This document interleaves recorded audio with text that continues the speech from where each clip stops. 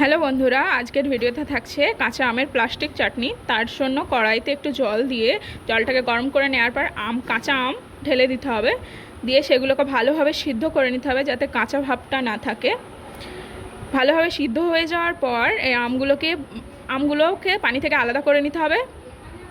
আলাদা করে নেওয়ার পর আমগুলোকে কড়াইতে দিয়ে নিতে হবে। দিয়ে একটু নাড়াচাড়া করে নেওয়ার পর একটু চিনি দিলাম পরিমাণ মতো, তারপর একটু লবণ দেবো। এরপর একটু ভালোভাবে নেড়ে নেব। এরপর কাজু বাদাম দিলাম, এরপর একটু কিশমিশ দিলাম, দিয়ে তেজপাতা দিলাম। এরপর খুব ভালোভাবে নেড়ে নেওয়ার পরে শক্ত ভাবগুলোকে একটু ছোট করে নেব। দিয়ে জল দেব কিছু পরিমাণ মতো, দিয়ে ভালোভাবে নেড়ে নেব। এরপর একটু কাঁচা মৌরি দিয়ে নেব।